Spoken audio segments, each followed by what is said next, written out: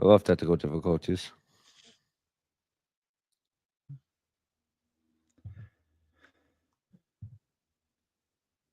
Friends, Skeleton Crew is live, and myself and Alex are here to talk about it. We're talking about Skeleton Crew episodes 1 and 2 here on the Star Wars Generations podcast.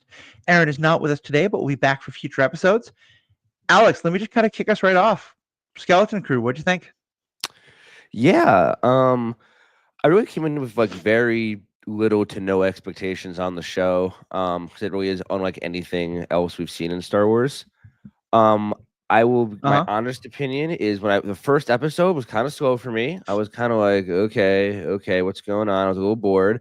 By the end of the first episode and all of the second episode, I was like in it, gripped. I was like, all right, we're on this adventure. I feel like I'm watching Space Goonies. And I started really, Yeah. really, really enjoying it. So I think a little slow on the start, but once it got going, I was into it. That's totally fair. I'll say I really liked the start, but I also think it's a very particular say kind of just starting out and tell me if you think his theory makes any sense. I think that this is the Guardians of the Galaxy of the Star Wars universe.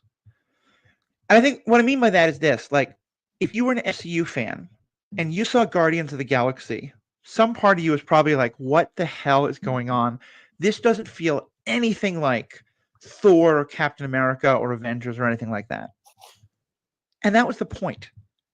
It was a completely new genre. It was a completely different feel. It was a completely different tone, but it was taking place in the same universe. And with Star Wars, we've already had that to some extent. We've had like the heist movie, like Solo. We've had the like really gritty, like Andor. We've had more the kid style, like Young Jedi Adventures and stuff like that. And to me, this is. I love that you said Goonies because to me, this is like for the kids who grew up with the original trilogy, like I did. One of the other things we grew up with was 80s movie about what we call the kids on bikes movies, about kids in suburbia, the kind of Hmm. movies that Strange Things is really referencing. And that's this, like you said, it's a Goonies in the Star Wars universe. And I, I, I think it's totally legit to like love it or not love it, and to like different parts of it. But for me, just starting out, I think I just wanted to say like, yeah, I agree with those people who think this doesn't feel like other Star Wars. And I think that's the point. I think what we're getting here is Star Wars no longer has to feel a certain way. It's just a large universe that we can tell any kind of story in. Because, yeah, there's rebellions, there's desert planets, there's city planets, and apparently there's suburbia. And so we're going to tell a story in Star Wars suburbia, and I'm here Well, for it. I have my own actual theory on their home planet. I don't know if you want to get into that later or not. Well, yeah, no, I mean, obviously the home planet gets more complicated. I just mean the general, like, Oh yes, yeah, the in setting, all these yeah, other universes, you can have a yes, story in suburbia, so why not in yes. Star Wars? I did think when the first before we got more information, I was like, is our story beginning in a gentrified New Republic neighborhood? This is crazy. Um, Uh huh. and then it obviously got deeper than that. But no, I agree with you. I totally agree with you. And like I think I just was like thrown for a loop because of how different it was. Because it did feel like I was watching like the Goonies or like Stranger Things or something, but with like Star Wars undertones and characters. And I just was, I think, thrown off Right. for a minute. But then like once I bought into it all, and it got going, I was like, yeah, this is awesome, something new and refreshing. Totally, totally. Do you want to give a quick plot summary of the two episodes, and we'll start diving into talking more about them? Sure, I'm very bad with character names, so please feel free to hop in here. But essentially, we start on this, like Matthew said, suburban world, and we meet this character. What's the main character's name, Matthew? I was hoping I'm going to look this up. Hold on. Yeah, there's multiple children main characters whose names are escaping me, except for Neil, because I love Neil. Yep, Here, we'll cut all I this. Don't actually I worry pulled about up right here, Matthew. Hold on. Okay, Wim. So Wim is the main character. Well, one of the main characters that we first meet, and you see that like his dad's very busy working in this suburban area, and he has to go off to school. Wim and his buddy Neil are obsessed with Jedi and lightsabers, and they like to play just like you would as a kid. They go to school, and as they're going to school, they see these two other kids on this speeder bike going kind of like racing down the street. Again, introducing future characters. And then for the next little bit of time, we're going through school, and there's a big exam coming up, and it feels very like to me at least, very giver oriented. Like, you have an exam that's going to determine your future coming up. You have to study. Um, all the kids go home, and Wim decides to, well, he decides to the next morning take a shortcut because he overslept on his way to his exam. And so he hops on his bike and takes a shortcut he saw those kids take the previous day and stumbles upon what he thinks is an entrance to a Jedi temple. He is found by a droid who says you're basically committing truancy and missing your exam. Takes him in. His father's furious, makes him swear that he's going to study and that he can't go out looking for all this stuff and to drop all this nonsense. While he was waiting for his dad to arrive, he meets one of those two kids who was on the previous bike. Her name is Fern, like the plant. And he lets slip that he thinks he found this thing. And so we see the next day, or for that evening rather, instead of studying like he's supposed to while his father's out at work, Wim returns with Neo to this Jedi temple location and finds Fern and her buddy KB already there. They all end up working together to try and dig it out. Although the girl was definitely like made the boys do all the work. It was very, very like elementary school, silly, funny. They end up getting inside and discovering that it's not a Jedi temple, it's a ship. And they find this one-eyed robot inside, or one-eyed droid rather, sorry. I think his name is, what is his name? SM33. SM33. And while they're, rummaging around, of course, Wim finds the main controls, turns on the ship. The significance of that? Sorry, say again? Matthew, say quick thing about the significance of that name, by the way. Quick significance about the name of that, by the way. SM33, Smee. Like Captain Hook, the pirates, I didn't pick up on that. That's so fun. Right? That's so fun. I didn't they're kind of on this. At all. We got some stuff earlier about how this might be a pirate ship. There's a thing, kind of a prelude at the beginning about a pirate ship that gets taken over, and this might be connected to that. And so the fact that his name is Smee, SM33, I think is going to be significant. Yeah, I will just quickly mention that in the very beginning, there is a few words on the screen and a little prelude, like Matthew said, that I forgot to mention, where piracy is running rampant right now, and we see a pirate take over. And so these kids end up taking off from the ship because Wim pressed buttons he wasn't supposed to because he was curious, and ends up activating the ship that then goes out into hyperspace. These kids had never been out of their town, let alone the planet. And they seem to have very little knowledge about like outer space when they first got up there. They're like, what are all those things? Like the stars. And they're like, oh, they're planets, I think. Like they just seem very unaware. They end up taking off, and that's how the first episode ends.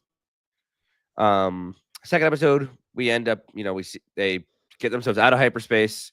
And we get to see that SM33 had activated, clearly some sort of a pirate droid, but like Fern lies and says, I killed your captain. You have to serve me now. I am the captain. And he's like, all right, cool. And he takes him to a pirate port where he shouldn't tell them it's a pirate port, but takes him to a port where they can get help, quote unquote, to try and get home. While at this port, they're like walking around trying to find help, and a few weird things happen. First of all, clearly a pirate port.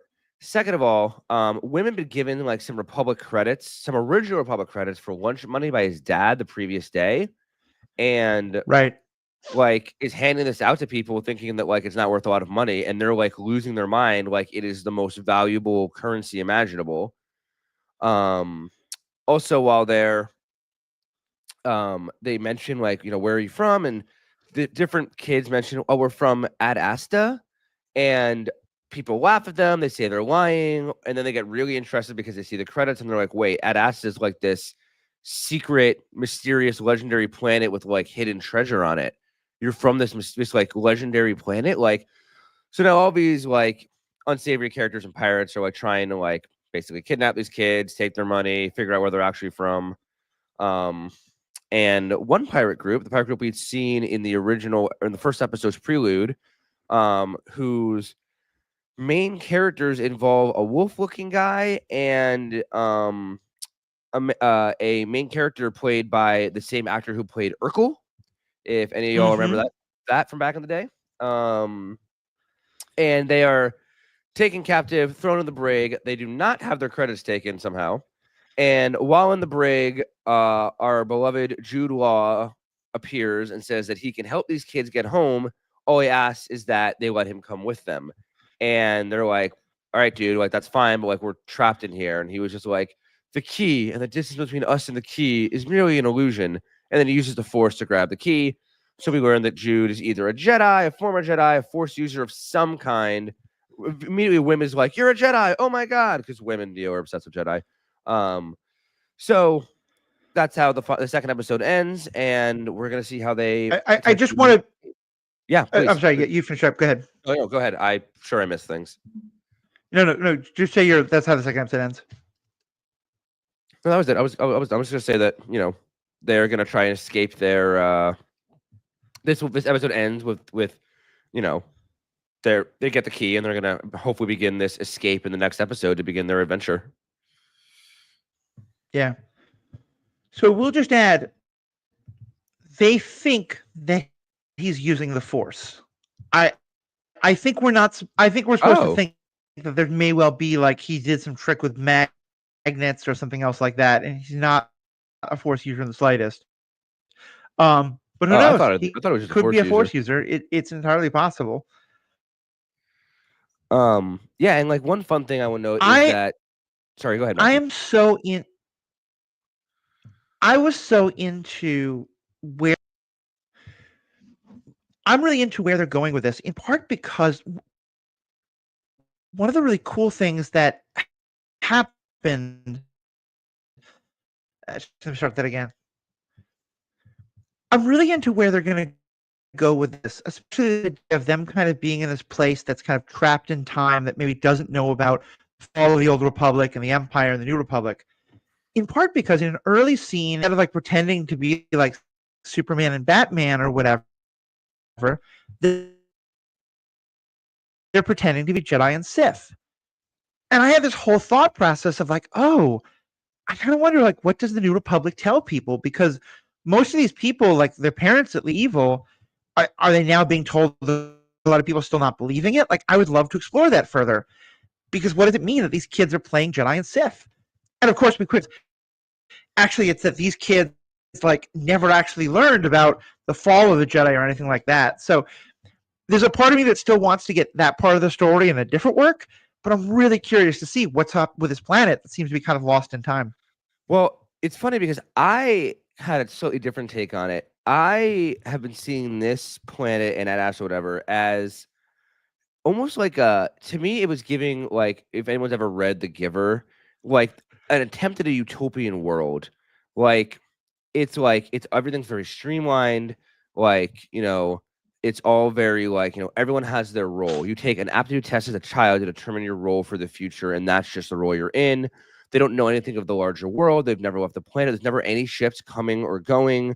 The dad looks so confused when he sees a ship, and when he tells the droids there's a ship, they said a ship. That's impossible. Like it feels like they're all being trapped there, kept there, but not like in like a aggressive way per se. It's almost like they just don't know, like you said, like kind of lost in time. Like they don't know anything of the larger world, yet they're part of the High Republic, the New Republic in a way. Like they have access to these old Jedi and Sith stories. So I'm just very intrigued because it does very much feel like this attempt at like a utopian world. And I don't know if that's like they're saying the early High Republic, that's what they did to try and like prevent the re-rise of the empire or the any sort of like uprisings from happening. Like it's just really interesting because it's different than what we've seen in like the Mandalorian, for example, where it's a lot more like space travel and free roamers and the idea of like the Rangers that got scrapped, I guess. So I'm very, very curious why to outsiders this planet is like a legendary planet of treasure and gold, and to the people on the planet it's this like weird boring space that almost seems utopian but dystopian in a way.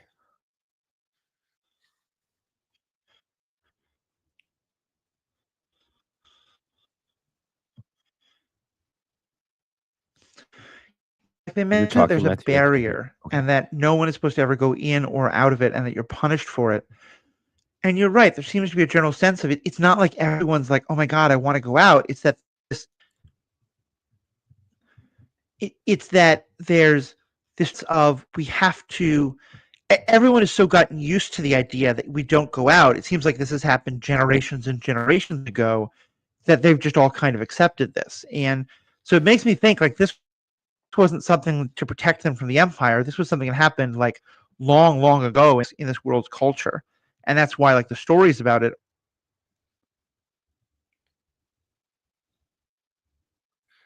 I'm curious to why it wouldn't change um with the changing between the Republic, the Empire, the New Republic, unless like they're out in the Outer Rim somewhere so far that like they're just were not even affected by it. But then how would they have legends of the Jedi and the Sith and Jedi Temple knowledge? It's very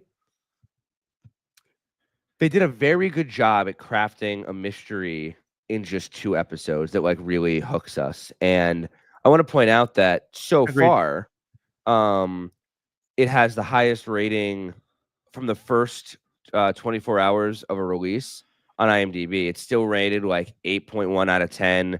Fans seem very pleased overall. There's Nice. always going to be people unhappy with everything, but it seems like a lot of people are really into it. And it's really funny to me because this is a show that I knew like nothing about and was just going in blind on.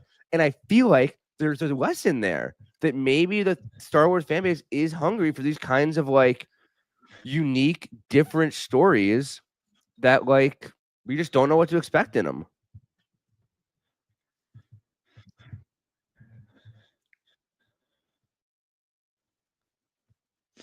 Yeah. I I think that's really true. And I do think from what I'm seeing, I think a lot of people who aren't necessarily a lot of families with younger kids have been watching this. People who are like, yeah, we like the Star Wars movies, but we're not super obsessed. But also, yeah, and it's funny. Yeah, I'm most of the comments I'm seeing are very positive.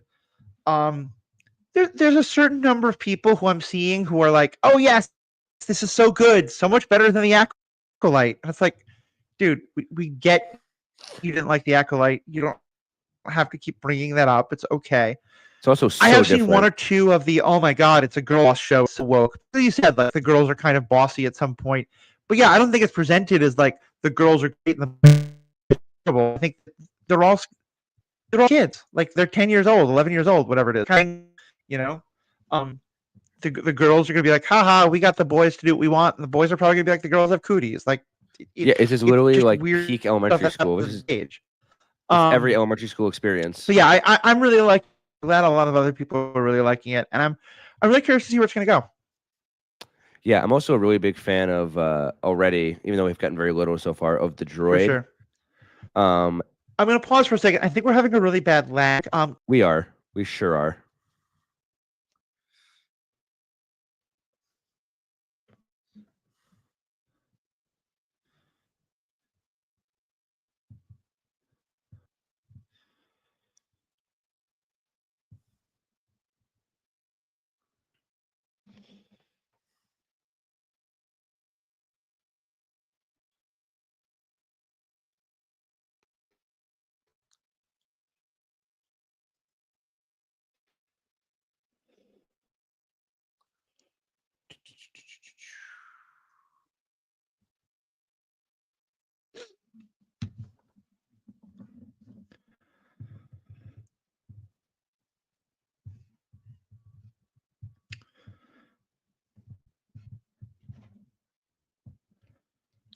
so I want to say more about all that in a moment, but first I just want to switch gears for just one moment.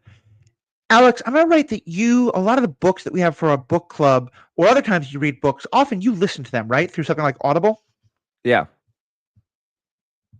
What for you is that? What for you why is that? What is it you like about listening to a book on? What is it you like about listening to an audiobook as opposed to just reading it? Well, I'm very ADHD, and while I do love reading a book when I can create the literal perfect setting, aka I have a ton of time and can just sit in a hammock outside, that doesn't happen very often, especially in Minnesota. a lot of times I'm on the go. I have to drive a lot for my job, or I'm just doing other things like I'm cooking, whatever. And an audiobook lets me listen to a story while I'm doing other things, while I'm, like I said, while I'm cooking, while I'm driving.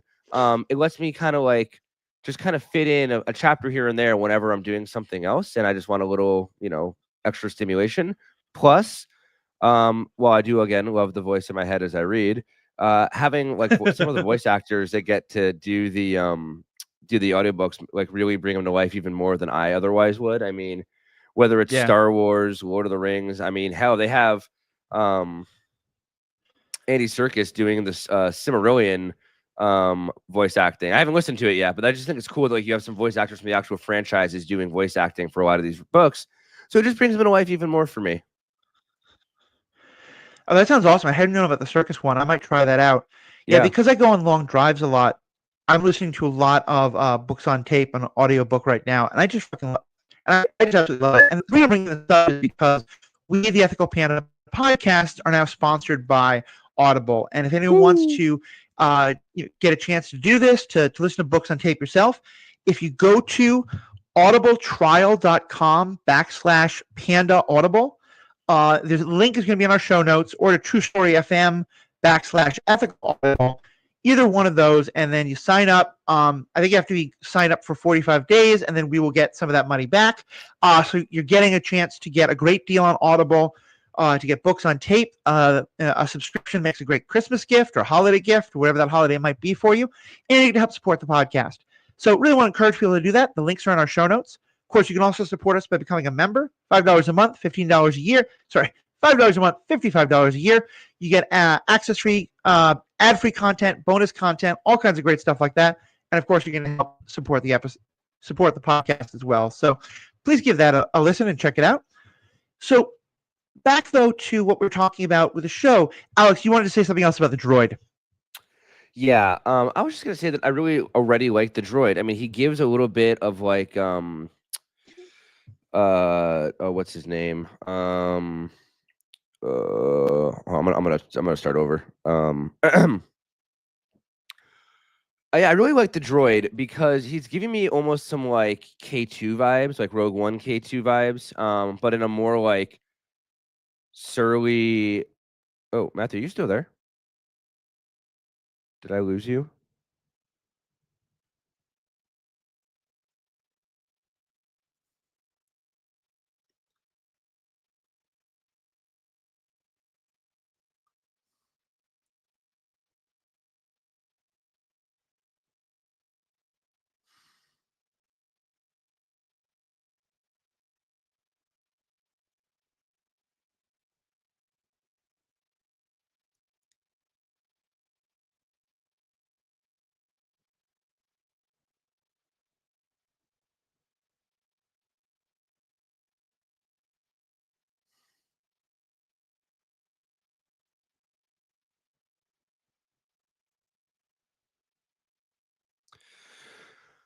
All right, folks. Well, we lost Matthew, so I'm just gonna kind of solo this for a minute here. But yeah. So the new droid really gives K2 vibes.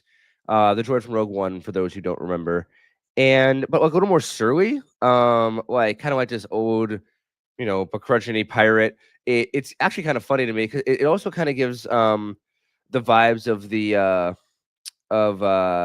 Hu Yang, I think is how you say it. I can never remember the droid who helps build lightsabers with the younglings. Like it just feels like this droid's been on this ship forever. Very protective. Also, the fact that he has one eye, I think, is so pirate silly. Like it's like an eye patch almost. Um, Very protective, very fun. And the pirate crew that we're contending with, that weird wolf creature, and these pirates as a whole, like I I do theorize at least that in the very beginning of episode 1, that, pirate that we saw that was originally their captain, who led them basically to this score they thought that had one single credit in it, instead of being killed, was actually Jude Law's character, who was then thrown in the brig. 'Cause we never saw his face in that initial, um, scene, and I believe that's where Jude Law, where he came from. I think he was previously the captain. I think we're gonna learn that pretty soon. Um, yeah, I don't know. I think that like I really do think that the God, I really do think that like I mean, I've always loved pirates, even dating back to the Clone Wars, Hondo and Naka, all those things. Like I think a pirate show is really interesting, and having these kids in there makes it even more fun. Again, like it's like the Goonies, and they're going to be probably be looking for their home, and I'm very curious if like their home is actually the legendary planet, or if they end up searching for somewhere completely different. But all in all, it just feels very, I don't know, very homey, very like it feels like I'm about to go on this unique space adventure that um but I don't know, and I haven't gotten to go on in a Star Wars story before. Like I feel like, it's usually the Jedi going on an adventure, or even in Solo, like yeah, that was an adventure, but it's like characters we know, smugglers, whatever. These are characters we don't know. They're children, they're innocent. Also, the children themselves are really interesting. If I may, for a moment, talk about them. Uh, honestly, Wim was a little annoying to me. He just seems very like whiny, and I get it. Like he seems to not really have a lot of attention at home, so I think it makes sense. I think he'll grow. He's the most potential for character growth. Um, Fern, very like badass, very like take charge. Really respect her already. She seems very fun, able to bullshit her way through anything. Um, Neil, my favorite guy so far. Oh my god, he's one so cute, and when we got to see his family and his little baby siblings, they are so cute. Um, Very kind of goofy best friend material. Again, very like classic stereotypes. Um, and then KB was also really interesting to me. She has one of those like at least I think it's implanted into her head, but like one of those robot implants on her temples. But she like is able to control it and use this little visor to like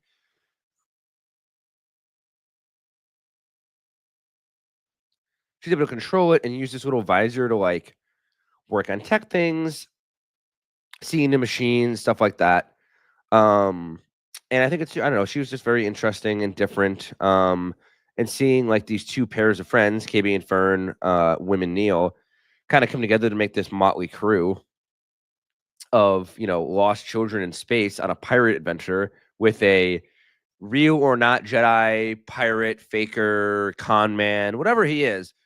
um I feel like it's going to be a really unique story, and I have no idea where it's going to go. That's the other fun part. Is I feel like the Acolyte, you also didn't really know where it was going to go. And but like there was, I don't know, I feel like with the Acolyte, at least you kind of had your main. It was there's a mystery, people being murdered, there's a Sith Lord, like you knew something generally what was going to go on. All I know here is there's going to be an adventure, and they're going to try and get home. Um, but who knows what's going to happen in between that? Like, it's cool and exciting in a way that I think what I usually love about Star Wars is I do know what's going to happen, and here I just don't. I have no idea where it's going to go.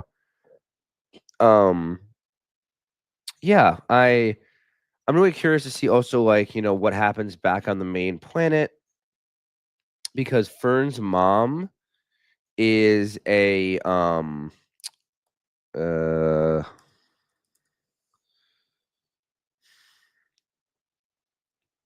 I'm also really curious what's going to happen back on the planet, because Fern's mom works as a teacher and an undersecretary on Atten. Her name's Farah, and she actually like is the one that comes into the children's classroom in the first episode, and is like, this test is happening tomorrow. It determines your entire future. Like she's clearly like somewhere up on the hierarchy. I'm kind of triggered whenever I hear undersecretary. I think of Undersecretary Underwood, or Madam Undersecretary from Harry Potter. Um, and I'm just worried that Farrah's bad vibes. And she seems like a very controlling mother with Fern, and very much like you need to study, find your place. Um, so I'm just very curious, like how that all shakes out. Um, in the coming episodes, because Atten seems very utopian, weird, unique, but it also seems very safe. And I think that between Wim's dad, Wendell, being very confused and lost, and Fern's mom being with the power she has. I'm curious if they're going to leave the planet and search for them, and if that's like a secondary plot line, or if they're just going to all kind of stay there and try to figure out what the hell happened, how this pirate ship even got there. I want to know how this ship got buried too in this utopian world, how that was overlooked for so long. But yeah, I also did. Like Matthew said earlier, I really did enjoy seeing a kind of suburban setting. We've only really seen city settings in Coruscant. It's like actual neighborhood vibes, which was really unique. And it did feel a little weirdly gentrified at first, but then you learn because it's a weird utopian world. So I don't really think it's gentrification. I don't know if you can really have gentrification in a dystopian world in the traditional sense. Maybe you can. I don't know. But I don't know. Really interesting to me. I'm really excited to see how the story goes. I don't know how much more I can really just say on my own. Sorry, all that this was kind of a Matthew was having internet issues, and Aaron has a lot going on at home right now. So it ended up being just me at the end here. But we have a great adventure ahead of us. 20 more episodes to go in this season where we get the whole crew back together, truly dive in and chat and dig into the mystery and the stories that lie before us. What is that Atten? Is there a treasure? Is it just some weird utopian world? What is the story behind that? Let's find out who Jude Law really is, and maybe we'll get some coming of age story with these children along the way too. Thanks for listening, y'all. Thanks for listening, y'all. We have spoken. And stay classy, Atten, if that is your real name.